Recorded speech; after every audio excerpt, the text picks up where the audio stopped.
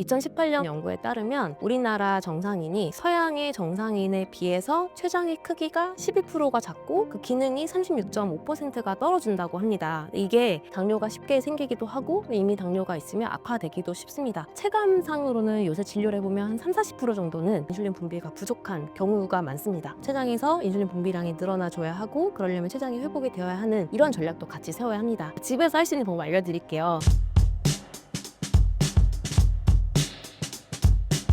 안녕하세요. 당뇨인들의 졸업을 돕는 당범한의원 종로점 대표원장 한의사 이임입니다.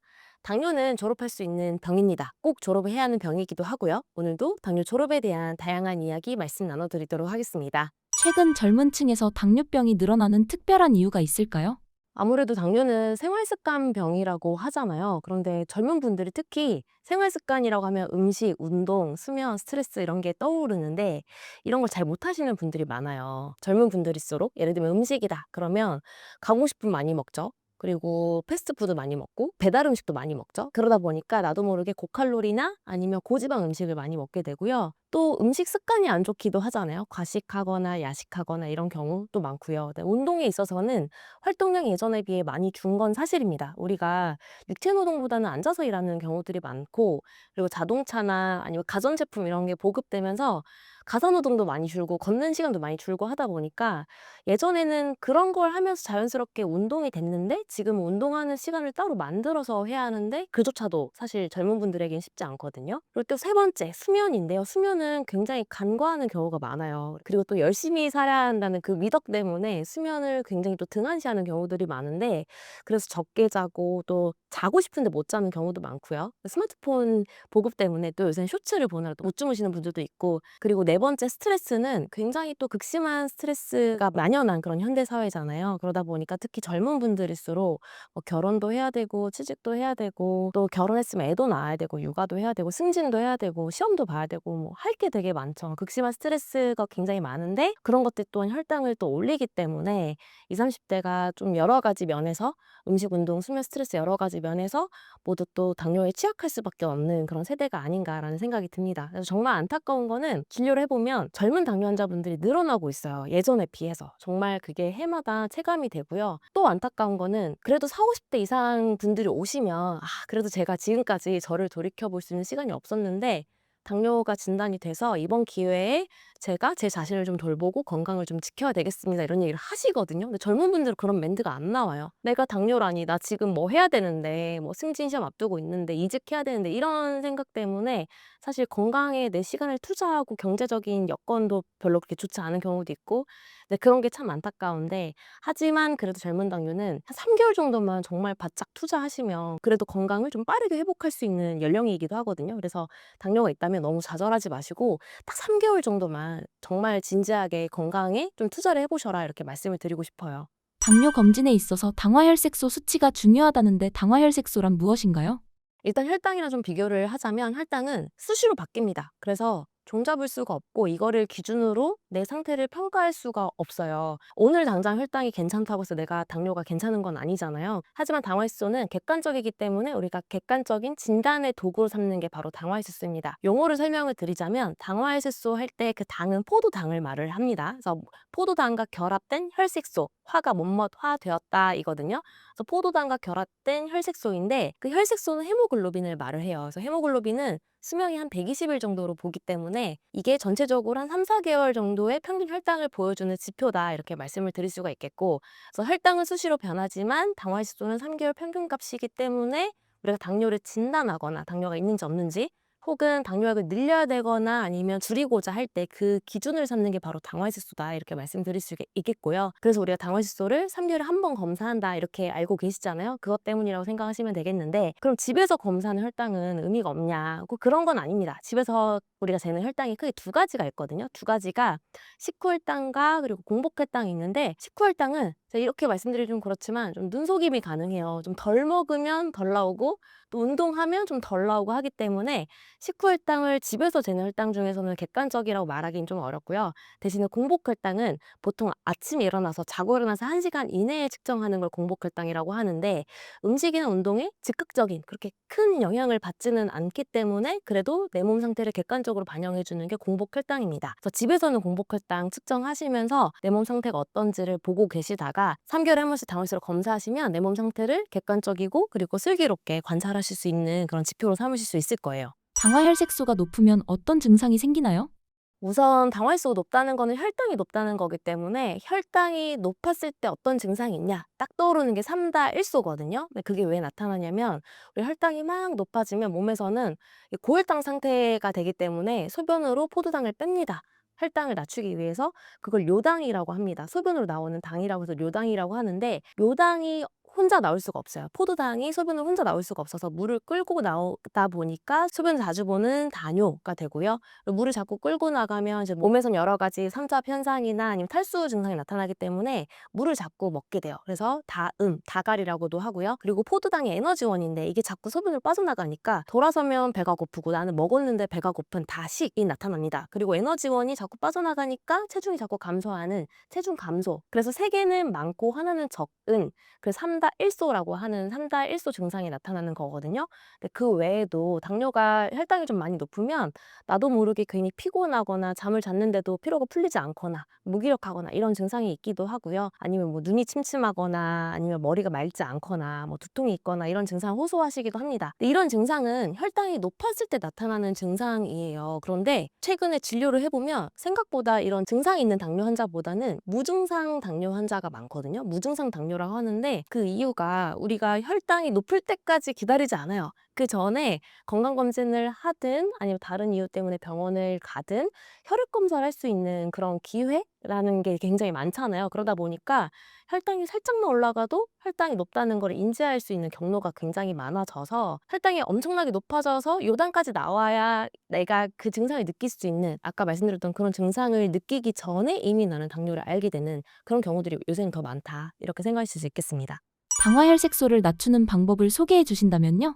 당화혈색소를 낮추려면 일단은 그 전에 혈당이 낮아져야 됩니다. 당화혈색소는 3개월에 한 번 재는 거기 때문에 그 전에 집에서 재는 혈당 중에 객관적인 건 공복혈당이라고 말씀드렸잖아요. 그래서 공복혈당이 낮아지고 이게 3개월 정도 쌓이면 당화혈색소도 낮아져요. 공복혈당을 어떻게 낮출 거냐 그걸 말씀을 드리고 싶은데 잠깐! 왕초보도 컴퓨터 하나로 돈 벌 수 있는 곳이 있대요. 유튜브, 쇼핑몰, AI로 돈 버는 법까지 80개 강의를 무료로 들을 수 있다네요. 고정 댓글을 확인하세요. 이때 탁상 달력을 활용하실 것을 저희가 권해드리고 있습니다. 굉장히 좋은 꿀팁이 될 수 있는데요. 탁상 달력 하나 딱 갖다 놓고 아침마다 공복혈당은 1시간 안에 일어나서 1시간 안에 측정하는 거라고 말씀드렸잖아요. 그래서 아침에 일어나서 탁상 달력에다가 나의 공복혈당 수치를 적고 적다 보면 흐름이 보여요. 아, 나는 120에서 140 정도 나오네. 내 혈당은 120에서 140 정도 범위이네 라는 게 보이는데 이 끝에 범위 있는 혈당들이 왜 그렇게 나왔는지를 연구하시고 관찰하셔야 됩니다. 왜 120이 나왔지? 나는 똑같이 생활한다고 하는데 이게 뭔가 다른 거거든요. 그 이유를 자꾸 찾아서 적는 거예요. 탁상 달력 그 공란에다가. 그래서 아, 내가 어제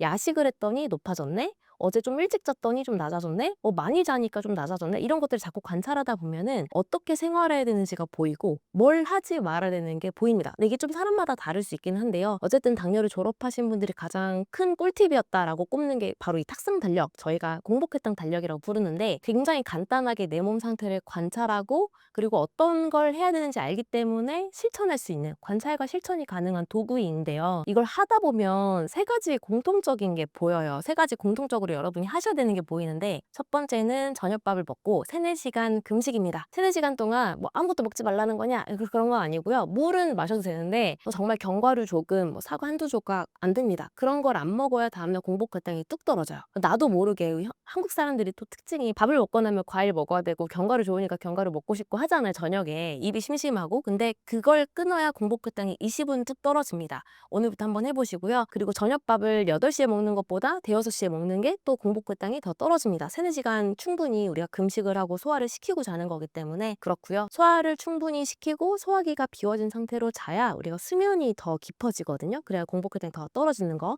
기억하셨으면 좋겠고, 두 번째는 수면입니다. 수면이 저희가 진료를 할 때 수면 중요하니까 11시, 12시 전에 주무시고 7, 8시간 주무세요 하면 아, 네, 알겠어요 하고 잘 안 하세요. 그런데 공복혈당 달력을 작성을 해보면 아, 수면이 생각보다 중요하다는 걸 모든 분들이 깨닫게 되거든요. 그래서 작성을 하다 보면 아, 내가 11시, 12시 전에 자야 되고 7, 8시간 이상 자야 된다는 거를 많은 분들이 깨닫게 됩니다. 재밌었던 일화들이 많은데, 예를 들면 제가 진료를 해보면 1년 중에 지금 딱 10대야. 10대한테 다 같이 올라가요, 혈당이. 한 10 정도는 다 같이 올라갑니다. 12, 10은. 한 번 깰 때마다 10 정도 올라간다고 보시면 돼요. 그만큼 우리가 수면의 질과 양이 중요하다 이렇게 생각하시면 되겠고, 또 어떤 분이 재밌는 이야기를 해주셨는데 어느 날 알람을 모르고 안 맞추고 주무신 거예요. 그러다 보니까 평소보다 2시간을 더 잤는데 이분이 원래 130대 나오시는 분인데 110대가 나온 거죠. 공복혈당 20 떨어뜨리는 건 정말 어렵거든요. 식혈당이랑 달라요. 근데 내가 잠을 2시간 더 자는 것만으로도 이렇게 공복혈당이 떨어질 줄 몰랐다. 그래서 오늘부터 수면 많이 신경 써야 되겠다 이런 얘기를 하셨거든요. 수면 중요하니까 신경 쓰셔야 되겠고, 세 번째는 운동입니다.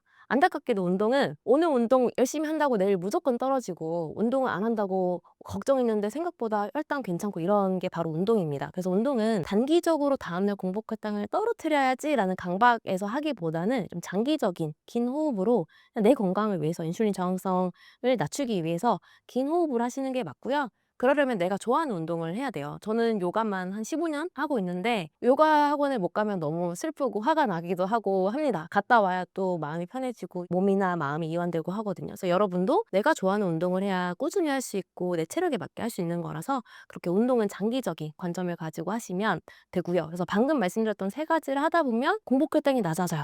아까 120에서 140이라고 했는데 하다 보니까 110에서 130이 되는 거고, 또 하다 보니까 100에서 120이 되는 거고, 이게 3개월 정도 쌓이면 당활수가 낮아지는 거죠. 이렇게 하시면 정말 쉽게 당활수 낮출 수 있고요. 그리고 이렇게 하다 보면 졸업까지도 가실 수 있을 겁니다. 당뇨 환자들이 하면 좋은 운동을 소개해 주신다면요? 다른 운동들에 대해서 많은 정보가 있으실 거니까요. 저는 맨발 걷기를 말씀을 드리고 싶은데, 맨발 걷기를 알게 된 게 한 3, 4년 전쯤에 어떤 환자분이 오셨는데 중풍 후유증도 있었고 당뇨도 있었고 그리고 당뇨로 인한 말초신경염증도 있었고, 그래서 이거를 좀 다 낫고 싶다라고 하시면서 한약을 3개월 결제하시면서 본인은 스스로 하루에 2시간씩 맨발 걷기를 하셨어요, 산에서. 그 3개월 동안 한약 치료하고 맨발 걷기 하면서 아까 말씀드렸던 모든 게 다 좋아져서 호전이 돼서 가셨거든요. 그래서 그분을 보면서 아, 맨발 걷기가 힘이 정말 세구나. 정말 하면 좋겠는데 이걸 어떻게 산에서 하라고 말씀드릴 수가 없잖아요. 근데 그 뒤에 맨발 걷기 열풍이 불면서 지자체에서 많은 맨발 걷기 길이 만들어지고 하다 보니까 저도 맨발 걷기를 권하고, 저도 하다 보니까 운동장에 있는 흙도 괜찮거든요, 초보자들이 하기에는. 그래서 맨발 걷기를 많이 권하게 됐고, 진료실에서 많은 분들이 또 동참을 하셔서 하고 계십니다. 그래서 맨발 걷기가 크게 2가지 장점이 있는데요, 당뇨인 분들에게. 첫 번째는 맨발 걷기를 하면 땀과 접지가 되는 거거든요. 그래서 땀과 접지를 하면 우리 혈액의 점성이라는 게 있어요. 혈액 점성, 얼마나 찐득찐득하냐. 근데 그 혈액 점성의 지표가 제타전이라고 하는 건데, 제타전이가 낮아집니다. 혈액의 점성이 개선이 되고 낮아지면서 혈류순환이 빨라지고 혈액순환이 좋아지는 거죠. 근데 이게 당뇨랑 무슨 상관이냐 하시겠지만, 우리가 당뇨 자체가 무섭다기보다는 사실 합병증이 무섭잖아요. 근데 우리가 무서운 합병증이 말초신경염증, 망막병증, 신증, 이 3가지 3대 합병증인데, 이 3대 합병증의 정식 명칭이 미세혈관 합병증이거든요.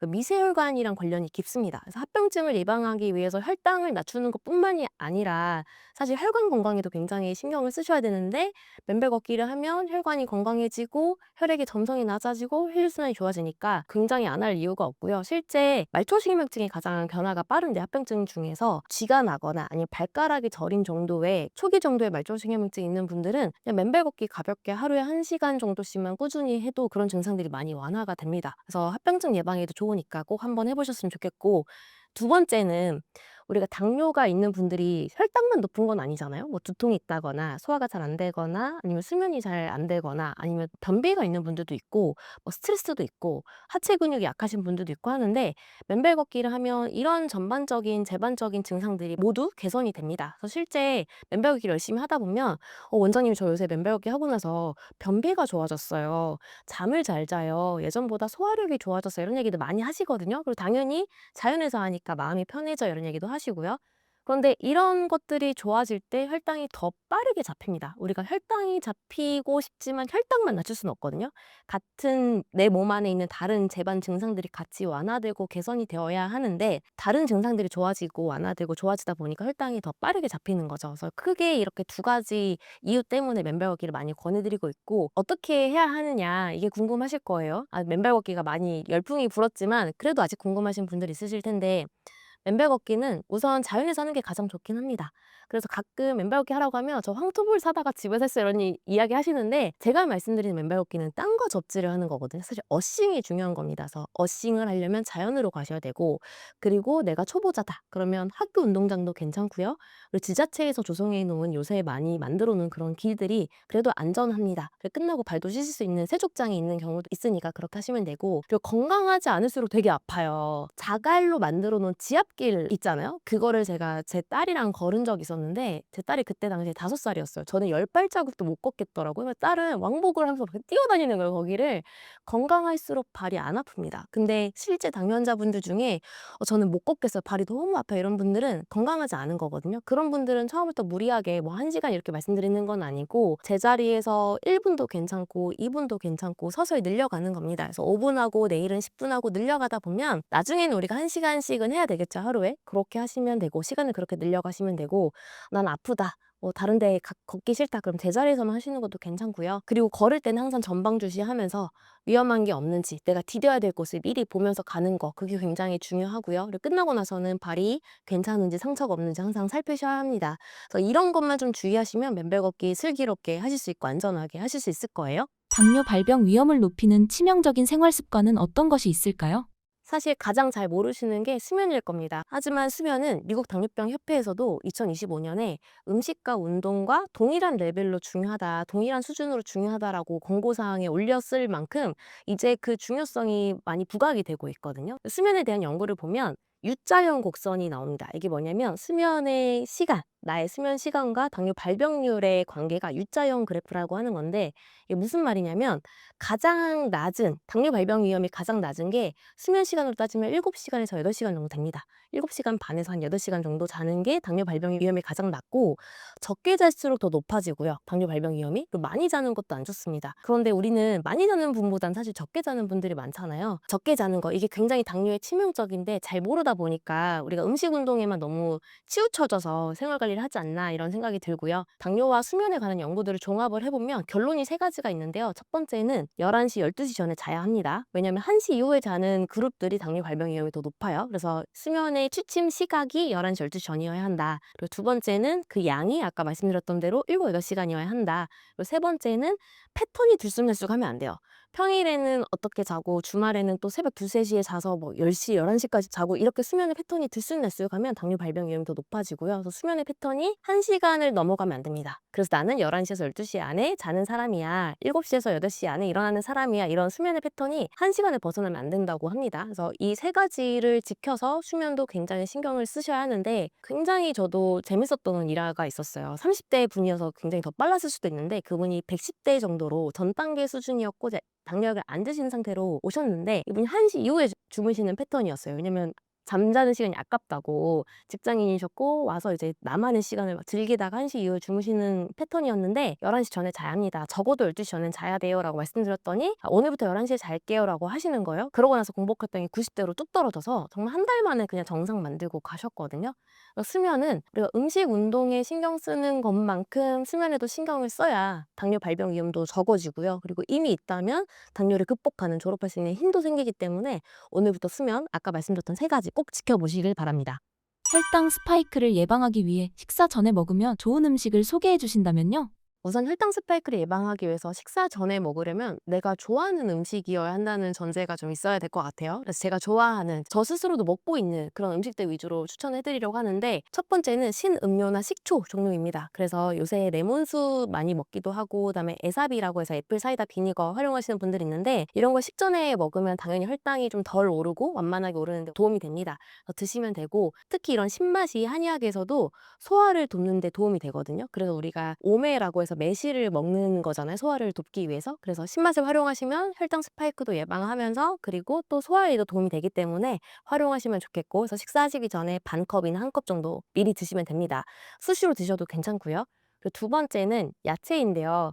야채는 내가 좋아하는 야채를 드셔야 돼요. 저는 개인적으로 오이를 굉장히 좋아해서 밥상이 앞에 있어도 오이가 있으면 오이를 먼저 먹을 수 있는, 제가 그만큼 좋아하는 야채거든요. 근데 이게 왜 이런 얘기를 말씀드리냐면, 식전에 야채를 먹는 게 중요하다는 거 아는데 막상 밥상이 있으면 우리가 숟가락질을 먼저 하게 된대요. 연구 결과가 그렇다고 합니다. 근데 내가 이 힘을 이기려면 내가 정말 좋아하는 음식, 내가 정말 좋아하는 야채여야 한다는 거죠. 저는 그게 오이고, 제 아들은 브로콜리 정말 좋아해서 브로콜리를 먼저 먹습니다. 자기가 좋아하는 야채면 그게 뭐든 상관이 없어요. 그리고 제가 아는 지인은 걸어가면서 파프리카를 먹을 정도로 파프리카를 정말 좋아하는 지인이 있었거든요. 근데 이런 경우에는 파프리카를 먹으면 되겠죠. 그만큼 좋아하는 야채여야 이게 알고 있지만 실천이 가능합니다. 그리고 세 번째는 단백질인데, 그래도 가장 흔하게 또 휴대하기 좋고 편하게 먹을 수 있는 게 달걀이잖아요. 그래서 달걀을 삶아서 내가 좋아하는 게 반숙이다, 완숙이다 다 다를 거기 때문에 준비해서 드시면 되고요.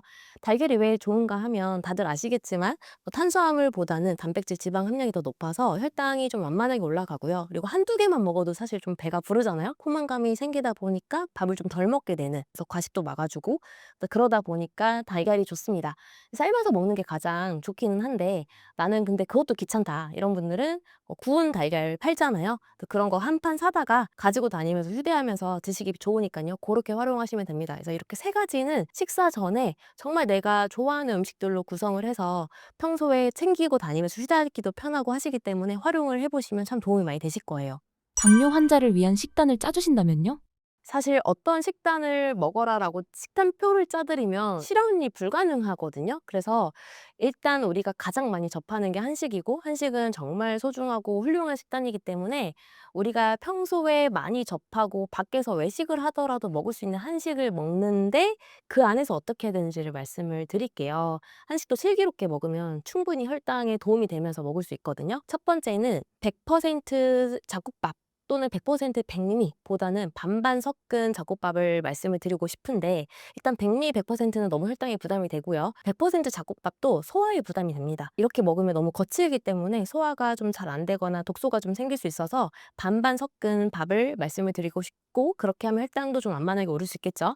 그리고 두 번째는 아까 말씀드렸던 거꾸로 식사를 활용하시면 되고요. 세 번째는 조리가 굉장히 중요합니다. 그래서 덜 달게, 덜 짜게, 덜 기름지게, 담백하게 조리해서 달지 않고 짜지 않게 조리해서 먹으면 당뇨뿐만 아니라 고혈압 예방에도 도움이 되니까요. 이렇게 조리법만 바꿔도 굉장히 담백하게 잘 즐기실 수 있을 거예요. 그래서 한식을 우리가 많이 접하기 때문에 평소에 한식을 먹는 그 틀 안에서 세 가지만 좀 주의하시면 좋겠고, 근데 나는 아침에 밥 먹을 시간이 없어요, 이러신 분들도 있을 수 있고, 아니면 뭐 저녁에 간단하게 먹고 그냥 자고 싶어 이런 분들도 있을 수 있잖아요. 그럴 때는 밥 외에 어떤 걸 드시면 되냐면, 우선은 탄단지를 갖추긴 해야 됩니다. 그런 경우에도 탄수화물과 단백질, 지방을 갖춰서 드시기는 해야 돼서, 사실 이게 한식보다는 저는 좀 더 번거롭기는 한데, 그래도 이렇게 드신다고 하면 야채 준비를 해야 되죠. 야채 스틱이나 뭐 나물도 괜찮은데, 야채 스틱이다라고 하면 올리브유 뿌려서 드시면 좋고, 아니면 나물 반찬을 할 거다 그러면 들기름에다 묻히시면 됩니다. 왜냐면 둘 다 지방을 활용을 한 거기 때문에 야채에 있는 지용성 물질의 흡수가 좋아지기 때문에 야채를 똑같이 먹더라도 올리브유나 들기름을 활용하시면 되겠고요. 그리고 단백질도 먹어야 되잖아요. 그래서 단백질 함량이 높은 뭐 달걀이나 연두부는 시중에도 판매하기 때문에 먹기가 좀 편하니까요. 그렇게 드시거나, 아니면 낫또나 아니면 콩요리 같은 거 활용하시면 되겠고, 생선 이런 거 드셔도 되고,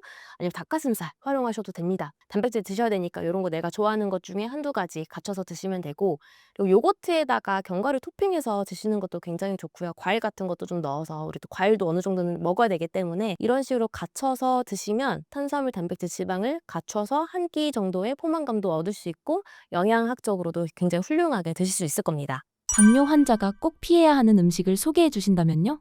정말 피해야 하는 음식 두 가지만 좀 말씀을 드리겠는데, 하나는 단순당이 많은 음식입니다. 단순당이라고 하면 설탕이나 시럽이 많이 들어간 음식들이 있어요. 예를 들면 시럽이라고 하면 단 음료, 아니면 카페에서 시럽 들어간 많은 음료도 있잖아요. 그런 거 다 피하시는 게 좋고요. 그리고 편의점에 가도 단 음료들 있잖아요. 물 외에는 거의 다 달긴 한데, 그런 음료들 굉장히 혈당을 순식간에 많이 올리기 때문에 피하시는 게 좋겠고, 후식으로 종종 먹기도 하는 아이스크림이나 뭐 케이크, 과자, 쿠키 이런 것들이 또 설탕이 많이 들어가 있거든요. 이런 음식들이 왜 혈당에 치명적이냐, 혈당이 너무 순식간에 올라가고요, 췌장에 인슐린을 많이 만들게 됩니다. 그래서 췌장은 지치게 되고 인슐린 저항성도 올라가게 되고 하기 때문에 이런 음식들은 좀 피하시는 게 좋겠고, 두 번째는 정제탄수화물이라고 들어보셨을 거예요. 대표적인 게 바로 밀가루인데, 밀가루로 만든 음식들, 예를 들면 빵이나 떡, 면 이런 음식들은 피하시는 게 좋겠고, 왜냐면 일단은 밀가루로 만들었다는 게 가루잖아요. 그래서 가루로 만들었기 때문에 흡수가 굉장히 빠릅니다. 이런 음식들 먹을 때 생각해보면 밥보다는, 밥은 꼭꼭 씹어서 먹어야 되는데 굉장히 빠르게 먹죠. 특히 면은 후루룩 먹는 경향이 있는데, 먹는 속도도 빠르고 또 몸에서 흡수도 빠르기 때문에 혈당이 좀 빠르게 올라갑니다. 그리고 또 한의학적으로도 이런 밀이 굉장히 찰지잖아요. 밀은 밀가루에다가 물만 넣어도 반죽이 될 정도로 찰진데, 이런 찰진 음식들이 또 피부를 두텁게 하면서 살을 찌우게 합니다. 그래서 밥보다도 이런 밀가루 음식들이 살을 더 찌우기 때문에 당뇨는 더 안 좋겠죠. 이 두 가지 음식은 철저하게 피하시는 게 좋습니다.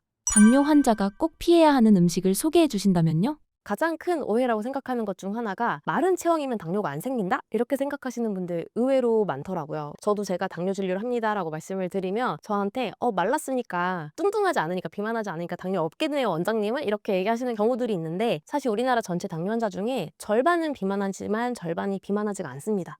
그래서 대부분 서양의 당뇨를 보면 고도 비만이 많고 8, 90%가 고도 비만이고 비만하기 때문에 사실 음식 줄이고 운동을 하고 체중 감량하는 게 굉장히 중요한 문제이긴 한데, 우리나라의 경우에는 절반이 비만하지 않은 마른 체형이기 때문에 말라도 당뇨가 올 수 있습니다. 그래서 이 점 꼭 아셔야 되겠고, 마른 분들의 고민은 사실 그거예요. 너무 음식이랑 운동 얘기만 하다 보니까 이거를 그분들조차도 열심히 따라 하시거든요. 그런데 하다 보면 체중이 자꾸 줍니다. 너무 체중이 빠지는 게 이분들한테는 스트레스고 고민이고요. 그래서 혈당 조절을 하다 보니까 체중이 줄어요. 어떻게 해야 되나요? 혹은 반대로 체중이 늘고 싶은데 그럼 더 먹어야 되잖아요. 그러면 혈당이 올라갈까 봐 걱정이요. 이런 양극의 고민들을 많이 하시는 분들이 바로 마른 당뇨라고 생각하시면 되겠습니다. 그분들이 어떻게 해야 되는지 말씀드릴게요. 왜냐면 비만한 당뇨랑 마른 당뇨는 철저히 다르기 때문에 관리도 달라야 하고요, 치료도 달라야 하는데, 우리나라에도 아직까지는 음식과 운동에 대한 이야기들이 다 비만 당뇨에 초점이 맞춰져 있어서 이걸 똑같이 따라하다 보면 역효과가 생기고요, 혈당이 생각보다 안 잡히는데 체중은 빠지고, 그리고 생각보다 당화수가 높고 합병증도 오는 그런 악순환에 빠지는 경우들을 많이 보거든요, 마른 당뇨의 경우에. 그래서 마른 당뇨 환자분들은 어떻게 하셔야 되냐면 크게 세 가지로 정리를 해드릴게요. 첫 번째, 음식입니다. 음식은 소화가 잘 되는 걸 드셔야 돼요. 마른 당뇨 환자분들 특징이 소화기도 약한 경우들이 많아요. 다 그런 건 아니지만 소화 기능이 약한 분들이 많아서 소화가 잘 되는 음식을 드셔야 합니다. 그러려면 우선 잡곡밥의 경우에는 쌀 백미가 50%, 그리고 잡곡이 50% 이렇게 반반 넣어서 소화가 잘 되게끔 하셔야 되고요. 너무 현미밥 100%, 카무트 쌀 100% 이렇게만 드시면 소화 기능이 가뜩이나 좋지 않은데 소화가 잘 안 되고 오히려 더 부담이 됩니다. 실제 있었던 사례가, 어떤 분이 마른 당뇨인데 혈당은 또 낮춰야 되겠고, 그러면 혈당 지수 낮은 대표적인 잡곡이 현미잖아요. 현미 100% 밥을 주구장창 드시는 거예요. 그런데 소화는 안 되고 먹고 나면 항상 더부룩한데, 그래도 이게 맞다고 하니까 이렇게 하고 계시는 상태에서 한의원에 오셨는데, 오늘부터 반반 섞어서 드셔보세요 라고 말씀을 드렸더니, 그렇게 하고 나서 오히려 소화가 잘 되면서 슈크혈당이 평소보다 20이 떨어지면서 체중이 오히려 더 는 거죠. 내가 원하는 만큼 체중이 이렇게 늘어난 거죠. 그래서 마른 당뇨는 달라야 합니다. 그래서 잡곡밥 말씀을 드렸고, 야채는 생야채보다는 익힌 야채가 좀 더 소화에 편하기 때문에 익혀서 드실 것을 권해드리고요. 세 번째, 그리고 단백질은 소화가 안 되는 고기 종류보다는 달걀이나 아니면 두부나 아니면 콩, 낫또 이런 종류의 단백질을 활용하시면 좋겠고, 하지만 나는 고기를 꼭 먹고 싶다 라고 하시면 닭가슴살이나 닭고기, 백숙 이런 것들이 훨씬 더 좋아요. 소고기나 돼지고기는 소화력이 약하신 분들에게는 소화가 좀 잘 안 될 수 있기 때문에 닭고기를 활용해 보시면 좋겠다, 이렇게 말씀을 드리고 싶고요. 운동에 있어서는 또 이런 분들이 열심히 운동하고 유산소 운동하다 보면 오히려 체력이 떨어지고 체중이 또 빠지는 경우들이 많거든요. 그래서 유산소 운동보다는 근력 운동 위주로 하시는 게 좋습니다. 근력 운동은 장기적으로 계속해서 근육을 늘려주기 때문에, 근육은 또 굉장히 중요한 혈당 저장고이잖아요. 근육이 늘어나는 만큼 혈당 조절도 더 잘 될 거기 때문에 유산소 운동에 대한 강박을 좀 내려놓으시고 근력 운동 위주로 하시면 되겠고요. 그런데 이런 분들에게 가장 강조하는 게 사실 음식 운동보다는 수면 스트레스예요. 세 번째 강조하고 싶은 게 그래서 수면과 스트레스인데요. 사실 이런 분들은 말랐잖아요. 물론 내장 비만이 심하신 분들도 있을 수 있겠지만 마른 비만이라고 해서 올챙이 배 나오신 분들. 근데 대다수의 제가 만난 마른 당뇨 환자분들은 음식 운동을 이미 잘하고 있고 사실 여기서 더 할 게 없는데도 당뇨가 온 분들이 많아서 음식 운동은 이렇게만 가이드 드리고 좀 힘을 빼세요. 강박을 좀 줄이세요. 말씀드리고 있고 대신 수면 스트레스가 굉장히 더 중요할 수 있습니다. 이런 분들에게는. 그래서 수면과 스트레스에 있어서는 일단 수면은 항상 말씀드리지만 11시, 12시 전에 자야 하고요. 그리고 7, 8시간 자야 합니다. 그래서 수면의 양과 질을 지켜야 하는데 원장님 저는 자고 싶은데 못 자요. 이런 분들 진짜 많아요. 수면의 질이 안 좋거나 저 수면 불량이라고 하죠. 불면증까지 겪는 분들이 굉장히 많은 게 바로 요새 현대 사회인 것 같은데요. 이런 분들의 경우에는 이완을 많이 해야 됩니다. 그래서 제가 하고 있는 실제 꿀팁인데 저는 잘 때 일단 마음과 몸이 같이 이완을 해야 되는데요. 몸은 신체적 이완이라고 해서 저는 힘을 빼는 이완을 합니다. 그래서 여러 가지 이완법이 있는데 제가 해보는 것들 중에 가장 효과가 있었던 게 후 이렇게 내쉬면서 숨을 내쉬면서 온몸에 힘을 쫙 빼는 거예요. 그래서 송장 자세라고 하죠. 몸 하나, 손가락 하나 힘이 하나도 없는 그런 자세를 만들 때 힘을 빼면서 모든 힘이 빠져나가는 그런 생각을 하면서 두 번째, 신체적 이완을 했으니까 이제 우리 심리적 이완을 해야 되는데 이건 어떻게 하냐면 저는 눈을 감고 있는 게 곧 자는 거랑 똑같다 이렇게 생각을 합니다. 사실 많은 분들이 자고 싶은데 못 자는 것 중 하나가 이 강박이에요. 잠이 들어야 되는데 왜 잠이 안 들지?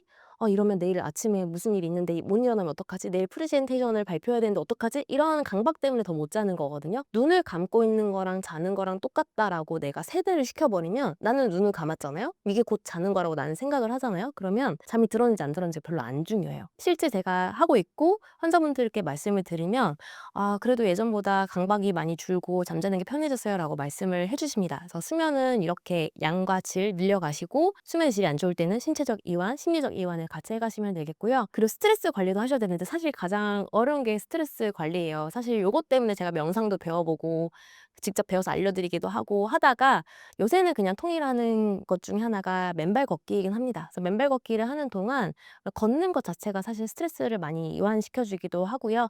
그리고 또 맨발로 걷는 것 자체가 발에 뭔가 자꾸 닿기 때문에 온갖 신경이 발에 집중이 되거든요. 이게 곧 명상입니다. 내 마음을 어느 한 곳에 집중을 하게 되는 게 바로 또 명상이라서 명상 효과도 있고 또 자연에서 하다 보니까 자연스럽게 힐링도 되기도 하고 해서 맨발 걷기를 많이 권해드리고 있고 그 외에도 자신만의 꿀팁을 많이 만들어 가셔야 합니다. 사실 우리가 어디 아플 때 손목이 아프다. 그럼 파스를 붙이기도 하고 뭐 도수치료 받기도 하고 추나를 하기도 하고 여러 가지 솔루션들이 있잖아요. 근데 마음이 힘들 때 이걸 어떻게 해야 되는지 잘 몰라요. 배워본 적도 없고. 근데 이거를 내가 평소에 어떻게 해야 될지 계속 하나씩 만들어 가셔야 돼요. 저 같은 경우에는 그게 맨발 걷기이기도 하고 뭐 종교의 힘도 있을 수 있고 또 요가도 있고 여러 가지가 있잖아요. 근데 그런 것들을 자꾸 하나씩 만들어 가다 보면 스트레스 관리도 하실 수 있을 겁니다. 그래서 특히 마른 당뇨 환자분들에게는 아까 말씀드린 것처럼 음식 운동뿐만 아니라 이 수면 스트레스가 굉장히 중요하고 저는 한 80% 비중이 수면 스트레스라고 보고 있기도 하거든요. 마른 체형의 경우에는. 그래서 요렇게 관리를 하시면 좋겠고 정말 기억에 남는 환자분이 계시는데 마른 체형의 마른 당뇨 환자분이 오셨어요. 60대 여성분이셨고 당화혈소가 10%가 넘었기 때문에 굉장히 심한 상태셨습니다. 근데 그분이 전형적인 마른 당뇨 환자분들의 패턴으로 살고 있었어요. 잡곡밥 100%, 유산소 운동 엄청 열심히 하고 체중 너무 빠져가지고 고민이고 이런 상태로 오셔서 아까 말씀드렸던 내용을 말씀드리면 이런 분들 항상 반신 많이 합니다. 그게 그렇게 가능해요?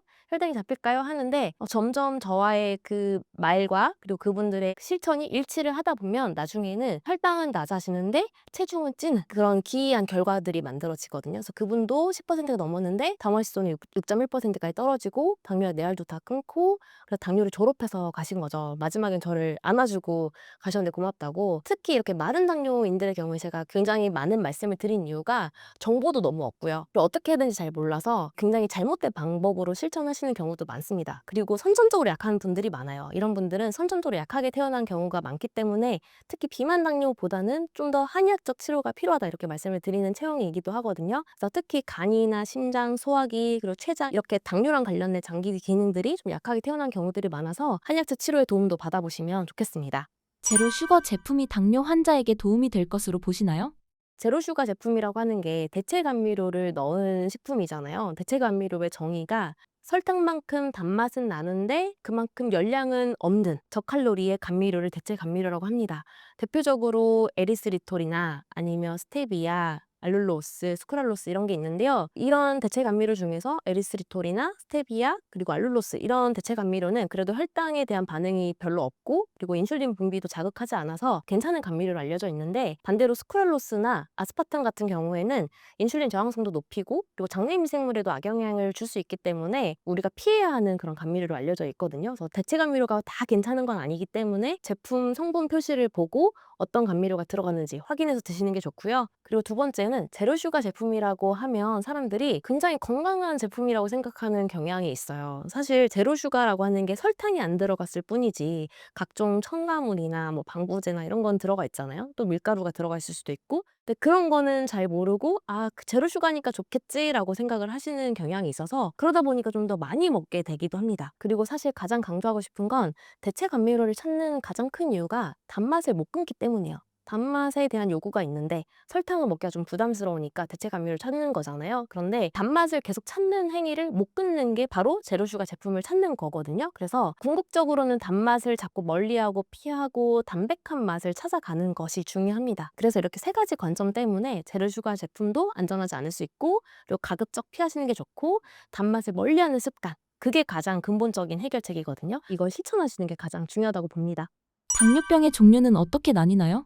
하지만 일단은 인슐린 분비량을 가지고 분류를 하자면 인슐린 분비는 잘 되는데 이게 잘 쓰이지 못하는 걸 인슐린 저항성이라고 합니다. 근데 이게 가장 많은 군을 차지하고 있는 게 바로 2형 당뇨입니다. 그래서 2형 당뇨는 인슐린 저항성 때문에 당뇨가 온다 이렇게 알고 계시면 되겠고 그다음에 인슐린 분비 자체가 부족한 분들이 요새는 많아지고 있어요. 이런 경우를 1.5형 당뇨나 1형이라고 하는데 절대적으로 많이 부족하면 1형 그만큼은 아닌데 2형만큼 충분히 나오진 않은 그 사이에 낀 당뇨를 1.5형 당뇨라고 해서 1.5형 당뇨가 요새 좀 많이 늘고 있는데요. 어쨌든 부족하면 1형이나 1.5형이기 때문에 이런 분들은 췌장 기능이 많이 지쳐 있고 떨어져 있는 경우라고 생각하시면 됩니다. 한국인 중 1.5형 당뇨가 많다는데 1.5형 당뇨에 대해 좀 더 구체적으로 설명해 주신다면요? 2018년 분당 서울대병원 연구에 따르면 정상인을 비교를 했을 때 우리나라 정상인이 서양의 정상인에 비해서 췌장의 크기가 12%가 작고 그 기능이 36.5%가 떨어진다고 합니다. 이게 당연히 서양인에 비해서 체구가 작으니까 그런 거 아니야? 라고 생각하실 수 있는데 놀랍게도 같은 BMI, 같은 체격의 사람들을 데려다가 나이도 비슷했어요. 나이랑 체격이 비슷한 조건인데도 불구하고 췌장의 크기랑 기능이 떨어지는 거기 때문에 이건 굉장히 시사하는 바가 크고요. 그러다 보니까 우리는 췌장이 약하게 태어난 경향이 있기 때문에 당뇨가 쉽게 생기기도 하고 이미 당뇨가 있으면 악화되기도 쉽습니다. 그리고 췌장이 쉽게 지치다 보니까 아까 이야기했던 1.5형 당뇨나 1형 당뇨로 넘어가시는 분들도 많고요. 그런데 많은 분들이 그러면 췌장은 한번 지치면 회복되지 않지 않냐. 한번 지치면 끝나는 거 아니에요? 이렇게 생각하시잖아요. 그런데 저희가 끊임없이 연구하고 진료를 해보니까 그렇지 않더라고요. 저희가 처방하는 한약은 환기 외에 몇 가지 약재를 넣어서 처방을 하고 있는데 다행히도 그리고 놀랍게도 췌장의 인슐린 분비량이 부족했던 분들이 정상 범위로 회복이 됩니다. 그래서 췌장도 회복이 가능하다라는 점 말씀드리고 싶고 특히 아시아 당뇨가 비슷할 거거든요. 우리나라 당뇨랑 비슷하게 체구도 작은데 마른 체형이 많은데 당뇨가 오는 그런 분들이 많은 게 바로 아시아 당뇨의 특징일 수 있어서 지금 이 한약을 가지고 세포 실험과 동물 실험도 하고 있고 더 많은 분들에게 도움을 드릴 수 있는 날이 오지 않을까 싶고요. 그리고 나는 그러면 췌장의 인슐린 분비량이 괜찮은지 궁금하실 거잖아요. 이걸 검사할 수 있는 게 있습니다. 바로 C펩타이드라고 하는 검사인데 모르시는 분들 정말 많아요. 당활수 검사 하실 때 인슐린 분비량 알 수 있는 C펩타이드 검사도 같이 해주세요 라고 하셔야 되고요. 췌장에서 얼만큼 인슐린이 나오는지를 검사하는 거고요. 근데 이게 생각보다 적은 분들이 많아요. 그래서 통계적으로는 한 15에서 20% 정도가 인슐린 분비가 부족하다라고 하는데 체감상으로는 요새 진료를 해보면 한 30-40% 정도는 췌장에서 인슐린 분비가 부족한 경우가 많습니다. 그래서 나는 당뇨가 얼마 안 됐으니까 당연히 췌장에서 인슐린 분비량 잘 나오겠지라고 생각하시는데 막상 검사해보면 부족한 분들도 있고 당연히 당뇨가 오래되면 췌장이 지쳐서 인슐린 분비가 부족한 분들도 있고 그래서 이런 경우에는 단순히 음식 운동만 가지고는 당뇨가 나아지지가 않아요. 췌장에서 인슐린 분비량이 늘어나줘야 하고 그러려면 췌장이 회복이 되어야 하는 이런 전략도 같이 세워야 합니다. 그럼 어떻게 하라는 거냐? 내가 집에서 할 수 있는 방법 알려드릴게요. 우선은 췌장은 음식을 먹을 때 밥도 먹고 간식도 먹고 하면 췌장이 쉴 시간이 없습니다. 왜냐면 췌장은 소화효소도 같이 분비를 하거든요. 그래서 밥도 먹었는데 간식도 먹고 밥도 먹었는데 간식도 먹고 하면 췌장이 계속 끊임없이 일을 해야 합니다. 사람도 계속 쉬지 않고 일만 하면 번아웃이 된다고 하잖아요. 췌장이 쉴 수 있도록 쉬어야 되고, 그러려면 밥은 먹고 간식은 끊는 그런 식습관을 가져야 되겠고, 그리고 극단적으로 너무 탄수화물을 줄이는 경우들이 있습니다. 그런 경우는 너무 안 먹다 보면 췌장이 인슐린 덜 만들어도 되겠네 해서 좀 덜 만들다 보면 췌장의 인슐린 분비량을 줄여버리는 그런 경우들이 있거든요. 그래서 너무 극단적인 저탄수화물 식단보다는 복합탄수화물, 잡곡밥이죠. 통곡물이 들어간 잡곡밥 위주로 드시는 것을 권해드리고요. 그리고 두 번째는 췌장을 직접적으로 마사지 해주는 게 도움이 됩니다. 우리 소화 안 될 때 이렇게 배 이렇게 마사지 하잖아요. 마찬가지로 췌장을 직접적으로 자극을 해주는 게 당연히 췌장 기능 회복에 도움이 될 거예요. 췌장이 어디 있냐면 흉추 7, 8번 부위에 있고요. 이게 날개뼈 끝나는 부위에 있습니다. 그래서 이 뒤쪽을 자극을 해주면 되는데, 손으로 하기는 좀 어렵기 때문에 마사지 볼이나 아니면 폼롤러 사용해서 직접적으로 마사지 해주시면 좋겠고, 그리고 평소에 특히 어깨를 이렇게 쫙 펴는 것만으로도 췌장 자극에 도움이 됩니다. 이렇게 해주시면 되고, 그리고 먹을 수 있는 걸로 말씀을 드리면 환기가 도움이 됩니다. 근데 특히 환기가 췌장의 베타세포 기능을 활성화시켜서 인슐린 분비량을 늘리는 약재로 알려져 있거든요. 그래서 환기를 드시면 되는데, 환기를 추천하는 이유 중에 또 하나가 굉장히 구하기도 쉽고요. 또 삼계탕 재료로 들어가기 때문에 많이 익숙하세요. 그리고 맛도 괜찮거든요. 우리가 삼계탕 먹을 때 환기 때문에 못 먹겠어, 맛이 이상해, 이러진 않잖아요. 맛도 괜찮기 때문에 환기차 꾸준히 끓여서 드시면 되고요. 그래서 물 1리터에다가 환기 한 줌 정도 넣고 끓여서 드시면 되고, 약하게 먹고 싶다 그러면 한 20-30분만 끓이시면 되고, 난 좀 진하게 먹고 싶다라고 하면 물이 절반 정도 줄 때까지 기다렸다가 좀 진하게 드시면 되는데, 나는 췌장 인슐린 분비량 검사해보니까 너무 적다, 나는 췌장 회복이 좀 필요할 것 같다, 이러신 분들은 생활관리 열심히 해보시고 그래도 부족하다라고 하면 환기 외의 약재들로 이루어진 한약 처방도 고려해보시면 좋겠습니다. 당뇨병을 일으키는 근본적 원인은 무엇인가요? 아까 크게 당뇨는 2형 당뇨와 그리고 인슐린 분비량이 부족한 1.5형, 1형 당뇨에 대한 이야기가 나왔기 때문에 두 가지로 분리를 해서 설명을 좀 드릴게요. 우선 인슐린 분비는 잘 되는데 인슐린 저항성 때문에 혈당이 안 잡힌다라고 하면 어떻게 해야 되는지 설명을 드릴 텐데요. 이런 경우에는 사실 인슐린 저항성을 해결을 해야만 당뇨가 근본적으로 해결이 되거든요. 당뇨를 근본적으로 해결을 하고 싶잖아요. 그러면 인슐린 저항성을 해결해야 합니다. 그런데 한의학에서는 근본 문제를 치료를 할 때, 근본 문제를 접근을 할 때 장기 기능을 봅니다. 오장육부라고 해서 내 몸 안에 있는 장기들이 어떤 상태인지를 보는데, 인슐린 저항성과 관련된 장기, 즉 혈당 조절과 관련된 장기가 크게 세 가지가 있는 거죠. 첫 번째가 간, 그리고 심장, 소화기가 있는데요. 간은 직접적으로 혈당을 조절해주는 장기입니다. 의학적으로 이거는 사실이에요. 그래서 포도당을 저장해주고 방출해주고 하는 게 간이기 때문에 간 기능이 안 좋으면 혈당이 안 잡혀요. 그리고 두 번째, 소화기. 소화기는 음식물을 대사하는 곳이기 때문에 소화 기능이 안 좋으신 분들은 당연히 식후 혈당이 특히 잘 안 잡히는 경향이 있고요. 그리고 세 번째, 심장이 조금 의아할 수 있는데, 심장은 스트레스에 굉장히 취약합니다. 그래서 교감신경이 항진되고 스트레스 많이 받고 이러면 혈당이 올라가거든요. 그래서 심장이 평소에 약해서 두근대고 이러신 분들은 수면과 스트레스 영향을 받기 때문에 혈당이 잘 안 잡힐 수 있습니다. 그래서 한의학에서는 당뇨를 근본적으로 접근을 할 때 이 세 가지 장기 중에 어떤 장기에 이상이 있는지를 진단을 해서 접근을 하고요. 한 개만 있으면 그나마 다행인데, 안타깝게도 두세 개가 같이 있는 분들이 많아요. 그래서 두세 개를 같이 진단을 해서 한약을 처방을 하고 있고, 그러면 내가 스스로 세 가지 장기 중에 어떤 장기에 이상이 있는지 체크할 수 있는 방법을 말씀을 드릴게요. 우선 간 기능이 안 좋은 분들의 특징은 술 한 잔만 마셔도 얼굴이 확 빨개지는 그런 경향이 있을 수 있고요. 아시안 플러시라고 해서, 아니면 눈이 평소에 잘 충혈이 되거나, 아니 손톱에 세로줄이 있어서 꺼끌꺼끌하거나, 아니면 종아리치가 잘 난다거나, 아니면 피로는 간 때문이야 라고 하잖아요. 평소에 잠을 자도 괜히 피곤하고 피로가 잘 안 풀리거나 이러신 분들은 간 기능 저하를 의심해 보면 좋고요. 그리고 두 번째, 소화 기능은 먹으면 압니다. 음식을 먹었을 때 더부룩하고 가스가 차고 속이 쓰리고 이런 분들은 소화 기능이 약한 거죠. 그리고 특히 식후 혈당이 높거나 혈당 스파이크가 좀 심하다, 이런 분들은 소화 기능이 안 좋기 때문이다, 이렇게 생각하시면 되겠고, 그리고 세 번째, 심장 기능은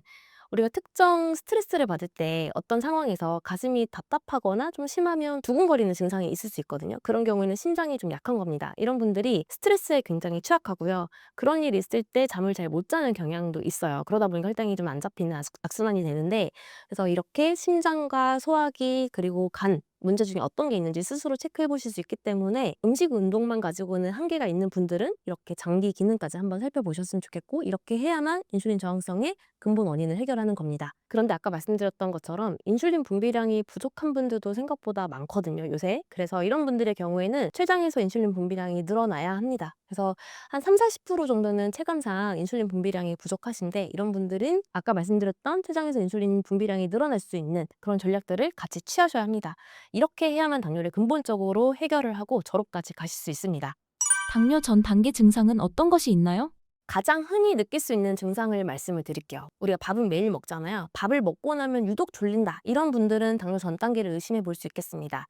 밥을 먹고 나면 한 30-40분 정도 뒤에 1시간 정도 후에 몸이 무거워지고 그리고 졸리는 이런 식곤증 증상을 느끼시는 분들이 있는데 이게 왜 그러냐면 우리가 음식을 먹으면 이 혈액이 소화기 쪽으로 많이 몰리게 됩니다. 소화를 시켜야 되기 때문에 그러다 보니까 뇌 쪽으로 혈류 공급이 잘 안 되다 보니 머리가 멍해지기도 하고 졸리는 거거든요. 그리고 우리가 평소에 소화기가 비워진 상태에서 그 다음 끼니를 먹어야 되는데 간식을 또 많이 먹잖아요. 그리고 소화기가 별로 좋지 않다 보니까 현대인들이 식적, 담적이라고 해서 소화기에 노폐물이 차 있는 상태에서 음식이 들어가는 경우가 많습니다. 음식이 들어가다 보니까 더 무거워지고 졸리는 현상이 나타나는 거고요. 식곤증 증상은 없더라도 밥을 먹고 나서 더부룩하거나 가스가 차거나 아니면 속이 쓰리다 이런 분들은 소화 기능이 안 좋은 거고요.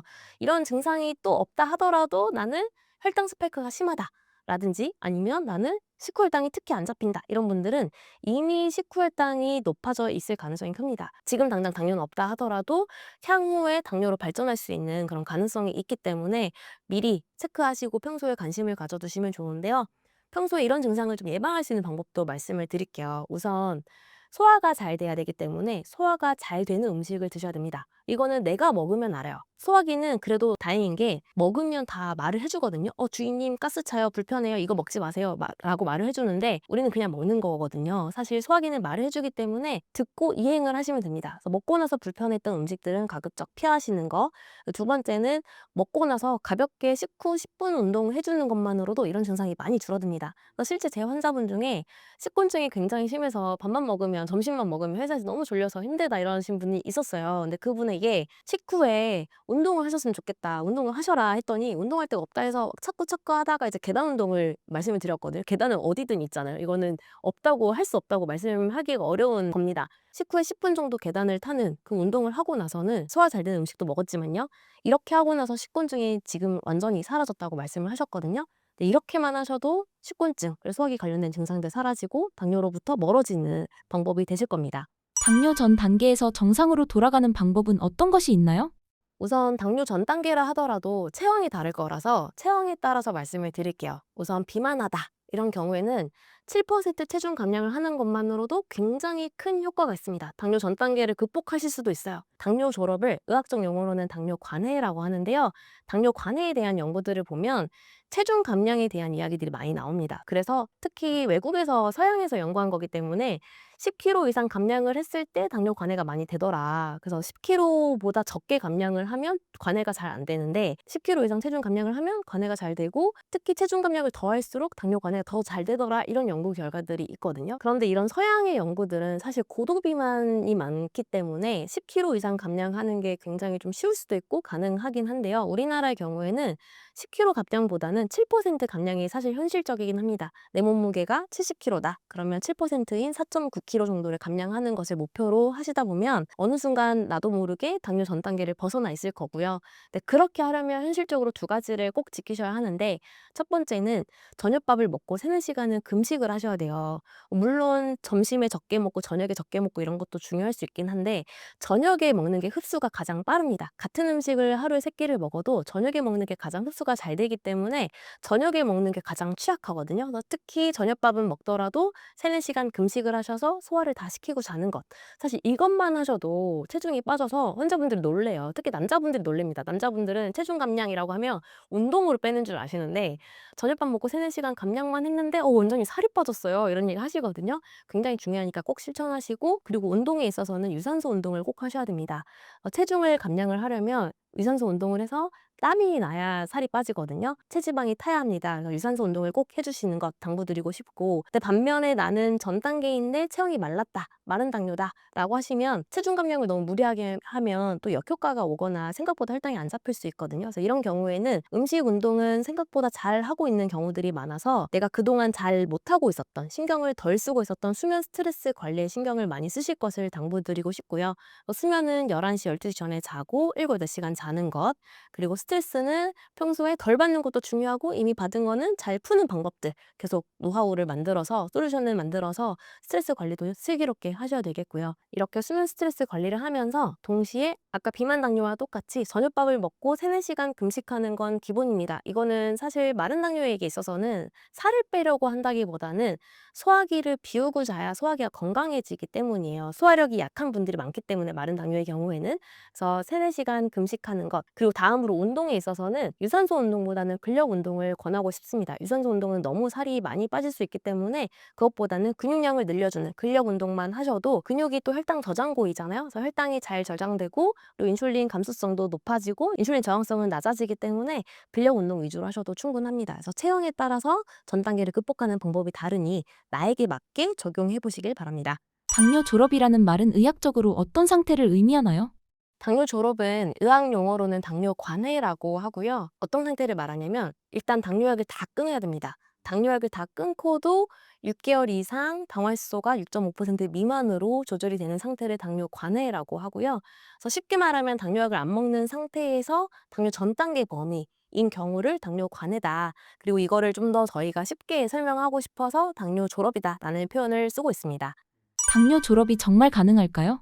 대부분 당뇨라고 하면 평생 관리하는 질환이다 이렇게 생각을 하시기 때문에 이게 나을 수 없다 이렇게 생각하시는 분들이 정말 많거든요. 하지만 당뇨를 연구하고 진료해 본 결과 나을 수 있고요. 졸업할 수 있고요. 그리고 나아야 하는, 졸업을 해야 하는 병이기도 합니다. 하나씩 설명을 해드릴게요. 우선 당뇨 관해에 관한 연구들을 살펴보면 펀메드라는 사이트가 있거든요. 의학 논문들을 모아놓은 사이트가 있는데, 펀메드라는 사이트에서 최근 5년 동안 당뇨 관해에 대해서 연구한 논문만 1,300편이 넘습니다. 생각보다 당뇨 관해에 대한 연구들을 많이 하고 있고, 그리고 실제 그 중에서 가장 대표적인 다이렉트나 룩 어헤드 이런 연구들을 보면은 체중 감량을 하거나 생활 습관을 개선을 했을 때 당뇨가 관해된다 이런 연구 결과들이 밝혀져 있거든요. 충분히 연구적으로도 이게 밝혀져 있는 거고, 실제 저는 또 한의사로서 진료를 해보면 당뇨가 오래됐음에도 불구하고, 혹은 연세가 많으면 사실 졸업이 쉽지 않을 수 있는데 70대인 분들도 요새는 졸업하고 싶다 이렇게 오시거든요.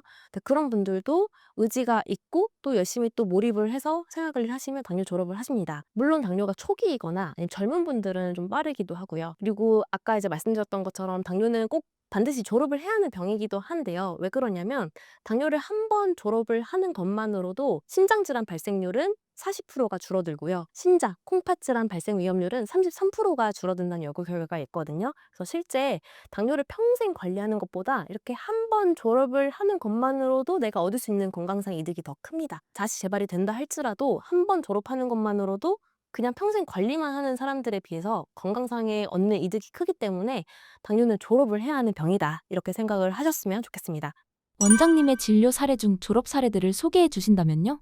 많은 분들이 기억에 남는데요. 충북 제천에서 오셨던 분이 있었어요. 근데 이분이 지금까지 내원했던 분 중에 가장 높은 수치일 수 있는데 14.6%로 오셨거든요. 당화지수가 거의 응급 상황이었고 정말 인슐린 투여가 급히 필요할 수도 있는 그런 수치였는데 한약적으로 치료를 해보고 싶다 이러면서 이제 오셨고, 근데 그분은 간 수치도 굉장히 높고 컨디션도 많이 안 좋고 하셔서 한약 치료를 이제 급하게 들어가면서 생활 관리를 열심히 하셨는데 단 4개월 만에 당뇨약 4알 드시던 거 다 끊으시면서 당화지수가 14.6이었는데 5.3%까지 낮아져서 졸업을 하셨거든요. 근데 이분이 당뇨만 졸업한 게 아니라 재반 증상들, 예를 들면 우울감이 있었는데 우울감도 좀 없어지고, 그리고 피로했었는데 굉장히 기력도 많이 좋아지고, 그리고 피부도 굉장히 맑아지는 상태가 되셨습니다. 그래서 당뇨를 졸업을 한다는 거는 단순히 혈당 수치만 낮아지는 게 아니라 전반적인 건강 상태가 같이 좋아지는 결과가 있기 때문에 저도 굉장히 많이 배웠던 사례이고요. 또 70대 고령의 분이 오셨는데 연세가 많으셔서 당뇨가 졸업이 오래 걸릴 거예요 라고 말씀드렸는데 이 말이 무색하게도 한 4개월 만에 당화지수 12.4%에서 5.3%까지 낮아져서 졸업을 굉장히 쉽게 하고 가셨던 분도 기억에 남고, 또 당뇨가 오래될수록 보통 당뇨 초기라고 하면 5년 이내에 당뇨를 말하고 초기일수록 당뇨 졸업이 빠르거든요. 그런데 10년 이상이 됐기 때문에 졸업이 오래 걸릴 거예요 라고 말씀드렸는데 7개월 만에 졸업하고 가셨던 분도 있었습니다. 이런 분들의 공통점을 살펴보면 일단 당뇨를 졸업해야지 라는 그 의지가 굉장히 강하고요. 그래서 주변에 많이 알리기도 하고 스스로 나는 이번에 반드시 당뇨를 졸업을 할 거야 이런 의지가 굉장히 강하고요. 실제 내 생활에 있어서 굉장히 몰입해서 하십니다. 그래서 몰입해서 실천을 하기 때문에 그 몰입도 때문에 생활관리의 질이 다르다고 생각을 할 수 있겠고, 그리고 세 번째는 적절한 시점에 필요한 부분에 있어서 한일적 치료를 받았다는 공통점이 있습니다. 그래서 여러분도 당뇨는 평생 관리하는 거야 라고 지금까지 생각하셨을 수 있는데 지금 이 순간부터는 아, 당뇨 졸업할 수 있구나, 나도 한번 해볼까? 이런 생각을 꼭 하셔야 합니다. 어떤 상태가 되면 당뇨약을 줄이거나 끊을 수 있을까요? 우선 당뇨약을 줄일 때는 모든 상황에서 반드시 주치 선생님과 상의를 하셔야 합니다. 이게 전제 조건이고요. 그리고 어떤 조건에서 당뇨약을 줄일 수 있냐라고 하면 일단 당화혈색소는 6% 정도는 돼야 됩니다. 6% 미만이면 더 좋고요. 5.8, 5.9 이 정도 갔을 때 당뇨약 줄이는 거에 대해서 주치 선생님과 상의를 해보시면 되겠는데, 왜 그러냐면 생각보다 당뇨약 한 알, 두 알, 세 알 이게 별거 아닌 것 같지만 한 알당 1.5% 혹은 뭐 0.5%, 1%각 약마다 세기가 있거든요. 이 세기가 정해져 있는데 내가 7%나 8%인데 당뇨약 세 알을 뗐다. 그러면 나도 모르게 당화혈소가 10이나 11%까지 갈 수 있는 거예요. 그래서 이걸 잘 모르시기 때문에 아, 나 당뇨 오늘부터 안 먹어야지 이러면서 갑자기 안 먹고 당화혈소가 엄청 높아져서 놀라서 다시 드시고 이걸 반복하시는 분들이 있거든요. 그래서 반드시 당뇨약을 끊을 때는 6% 미만으로 내려갈 때까지 기다렸다가 주치 선생님과 상의를 하시면 되겠고, 그리고 단약을 할 때는 한 번에 다 줄이는 게 아니라 한 알씩 떼어갑니다. 아까 말씀드렸던 이유 때문이에요. 그래서 한 알 떼면 뭐 당뇨약 세기에 따라서 얼마나 올라갈지, 그리고 내가 얼마나 몰입해서 생활관리를 하냐에 따라서 얼마나 올라갈지가 다르긴 하지만 당뇨 한 알 뗄 때마다 당화혈소가 올라갑니다. 그리고 다시 떨어지면 또 6% 가까이 되겠죠? 그때 또 주치 선생님과 상의를 하셔서 당뇨 하나를 줄이고, 이렇게 하다 보면 어느 순간 당뇨약 없이 6.5% 미만까지 내려가는 당뇨 졸업까지 가는 거고요. 그리고 두 번째는 6% 가까이 가지는 않았는데 저혈당이 있는 경우가 있어요. 특히 인슐린 맞는 분들의 경우에는 아직 당화혈소는 7% 초반이거나 뭐 6% 후반이거나 하는데 6%까지 안 갔는데도 저혈당이 오는 경우들이 있습니다. 인슐린은 직접적으로 혈당을 낮춰주기 때문에 저혈당 이슈가 좀 더 있거든요. 그럴 때는 내 몸 상태가 좋아지고 있는데 그에 비해서 인슐린이 좀 센 거라서 그럴 때도 인슐린 투여량을 줄여야 하는데, 이 경우에도 주치 선생님과 상의를 하셔서 인슐린을 줄여 가셔야 합니다. 그래서 정리를 하자면 수치적으로는 6% 가까이 가야 된다. 6% 미만이면 더 좋고, 그리고 수치는 아직 이 정도는 아닌데 저혈당이 있다면 이때도 줄일 수 있는 조건은 된다. 단 두 가지 경우 모두 주치 선생님과 반드시 상의하셔야 합니다. 어떤 검진을 주기적으로 받는 것이 좋을까요? 우리가 당뇨라고 하면 당화혈색소 검사가 떠오르는데 당화혈색소 검사만 받는 것만으로는 내 몸 상태를 전반적으로 파악하기가 사실 어렵습니다. 그래서 저는 세 가지 검사를 꼭 반드시 함께 받으셔야 합니다라고 말씀을 드리는데, 첫 번째가 인슐린 저항성 검사이고요. 인슐린 저항성 때문에 당뇨가 왔다고 하는데 인슐린 저항성 검사 안 하잖아요. 이상하죠? 두 번째는 인슐린 분비량 검사입니다. 췌장이 지친 경우가 많아서 인슐린 분비량 검사도 반드시 해보셔야 하고요. 그리고 모세혈관 검사입니다. 우리가 당뇨 자체가 무섭다기보다는 사실 합병증 때문에 무서운 건데, 합병증을 조기 예측할 수 있고 그 변화를 모니터링할 수 있는 게 바로 모세혈관 검사이거든요. 하나씩 설명을 해드릴게요. 우선 인슐린 저항성 검사가 왜 필요하냐면, 물론 당뇨가 있으면 인슐린 저항성은 모든 분들이 높기는 합니다. 혈당이 높다는 거는 인슐린 저항성이 높다는 거거든요. 그래서 당연히 인슐린 저항성이 높기 때문에 검사 필요가 없다 이렇게 생각하실 수 있는데, 의외의 경우들을 많이 캐치를 할 수가 있습니다. 인슐린 저항성 검사를 하면 예를 들면 당화혈소가 5.8%인 분이 있어요. 이분은 나는 당뇨는 아직 아니고 전 단계이니까 뭐 아직 괜찮아 라고 생각하실 수 있는데, 인슐린 저항성 검사를 해봤더니 생각보다 저항성이 굉장히 높게 나올 수가 있거든요. 그 말은 인슐린이 나오는데 이게 효율이 좋지 않아서 몸에서 저항성이 생겼다는 거잖아요. 이 경우에는 지금 당장 당화혈소는 5.8%에 불과하더라도 향후에 당뇨를 발전할 수 있는 위험이 굉장히 큽니다. 그래서 인슐린 저항성 검사 꼭 해보셔야 되겠고, 두 번째는 인슐린 분비량 검사인데 췌장에서 인슐린 분비량이 얼만큼 나오는지를 확인할 수가 있는 검사예요. 그런데 생각보다 인슐린 분비량이 부족한 분들이 많습니다. 통계적으로는 15에서 20%라고 하는데 체감상 한의원에서 진료를 해보면 30-40% 정도가 인슐린 분비량이 부족해 있는 경우들이더라고요. 그래서 인슐린 분비량 꼭 검사를 하셔야 되겠고, 그런데 똑같이 예를 들어보면 당화혈소가 5.8%인 분이 오셨는데 인슐린 분비량을 검사해보니까 막상 1 이상이 정상인데 0.6이나 뭐 0.4나 이렇게 낮게 나오는 경우들이 있습니다. 그래서 아직 나는 당뇨 전 단계니까 괜찮아라고 생각을 했는데 인슐린 분비량이 부족한 경우에는 췌장이 이미 지친 거죠. 향후에 혈당이 더 안 잡히겠죠. 이런 경우들이 있을 수 있겠고, 아니면 나는 당월수소가 10%예요. 엄청 높은 거거든요. 엄청 높은데 인슐린 분비량이 적정 범위가 있는데 10%이니까 그만큼 인슐린을 많이 만들어 하는데 그것보다 굉장히 적게 인슐린이 필요한 것만큼 못 만들고 췌장이 이미 지쳐서 적게 만드는 경우도 있습니다. 이런 몸 상태는 당월수소 검사만 가지고는 알 수가 없어요. 인슐린 분비량 검사 꼭 반드시 해봐야 되겠고, 세 번째는 모세혈관 검사인데요. 모세혈관 검사는 좀 생소할 수 있어요. 모세혈관 검사는 조갑주름 현미경 검사라고 해서 손톱 아래에 주름이 있는데 이 주름을 통해서 모세혈관을 보는 겁니다. 이 머리카락 하나보다 모세혈관 굵기가 더 얇거든요. 이거를 현미경으로 볼 수 있는 검사이고요.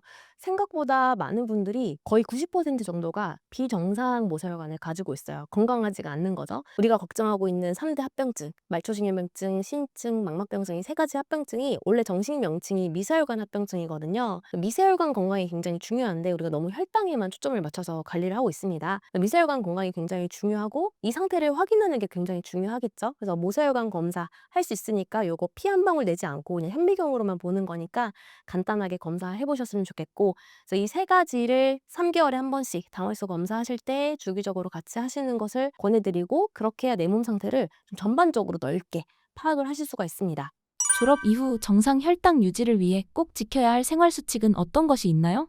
우선 당뇨 졸업했다는 건 너무 축하드릴 일이고요. 하지만 말씀드리고 싶은 거는 당뇨 졸업을 했다고 해서 안일해지고 방심하면 다시 당뇨로 돌아가기가 쉽습니다. 당뇨는 재발이 가능한 병이거든요. 그래서 당뇨를 졸업했다 하더라도 내가 꼭 지켜야 되는 세 가지는 반드시 지켜야 합니다. 이 세 가지가 사실 저도 이미 하고 있고 지금도, 그리고 너무 어렵지 않기 때문에 졸업을 했다 하더라도 여러분도 평생토록 관리하실 수 있는 그 세 가지를 말씀을 드릴게요. 우선 첫 번째는 저녁밥을 먹고 3-4시간 금식입니다. 이게 뭐가 중요해 하시겠지만 사실 현대인들이 저녁까지 뭘 먹고 자는 경우가 많거든요. 내가 자기 전에 3-4시간 소화기를 비우고 자야 소화기 건강에도 좋고요. 그리고 소화기가 쉬어야 자는 동안 뇌도 쉽니다. 음식물이 있는 상태에서 잠을 자면 소화기를 계속 운동을 해야 되는데 그러다 보면 뇌도 잘 쉬지를 못해요. 자는 동안. 수면도 깊어지는 게 바로 이 방법입니다. 그래서 자기 전에 저녁밥을 먹은 상태에서 3-4시간 금식을 하고 물 외에는 철저하게 안 먹는 것. 그래서 견과류도 안 되고 과일 한두 조각도 안 됩니다. 그래서 그렇게 하시는 거 추천드리고, 그리고 두 번째는 수면입니다. 수면 굉장히 중요한데 간과하시는 분들 많죠. 하지만 11시, 12시 전에 자야 하고요. 7-8시간 자야 합니다. 그래서 수면의 질과 양을 다 확보를 해야 하고요. 우리가 수면만 사실 잘해도 평생 우리가 써야 할 의료비를 많이 줄일 수 있다는 연구 결과도 있어요. 나중에 간병비, 의료비 이런 거 많이 들 수 있는데 그거를 내가 예방할 수 있는 게 수면이다 하면 아깝지 않거든요. 잠자는 시간 정말 투자하셔서 11시, 12시 전에 자서 7-8시간 자는 거, 이거 평생 한다 이렇게 생각하시면 되겠고, 세 번째 평생 하셔야 되는 건 운동입니다. 운동은 오늘부터 만보 걸으세요. 뭐 아니면 클라이밍, 요새 핫한 운동이 슬로우 조깅이라는데 슬로우 조깅 하세요. 이렇게 정해드리면 못 하잖아요. 내가 좋아하는 운동, 그 운동을 꾸준히 내 체력에 맞게 하시면 되고요. 저는 요가를 정말 좋아해서 15년째 요가하고 있는데 요가를 하면 할수록 제 몸이 더 건강해지고 마음도 건강해지는 걸 많이 느끼거든요. 여러분도 운동을 어떤 강박이나 아니면 하기 싫은데 억지로 해야 하는 그런 대상이 아니라 내가 정말 즐기고 재밌게 할 수 있는 운동을 하시면 됩니다. 그리고 이 세 가지를 아까 말씀드렸던 저녁밥 먹고 3-4시간 금식, 그리고 수면에 대한 거, 그리고 운동, 이 세 가지를 100% 하라고 하면 사실 지키기 어렵잖아요. 저도 100%는 못합니다. 그래서 한 80점 정도 맞는다 생각하시고, 80점이라고 하면 또 무슨 말인지 모르겠대요. 80% 지킨다, 전체 중에 한 80% 지킨다, 이런 정도의 마음으로 하시면 평생 하실 수 있고요. 그렇게 해야만 당뇨로 다시 돌아가지 않는 그 힘을 만들 수 있거든요. 네, 졸업 너무 축하드리고 이 80%꼭 해내시길 바랍니다. 구독자분들께 한마디 부탁드립니다. 마지막까지 제가 강조하고 싶은 건 당뇨는 평생 관리하는 질병이 아니라 졸업할 수 있는 병이라는 점입니다. 그리고 당뇨를 한 번 졸업하는 것만으로도 신장질환 발생 위험률은 40%, 그리고 신장질환 발생 위험률은 33%가 줄기 때문에 건강상의 이득이 엄청 크거든요.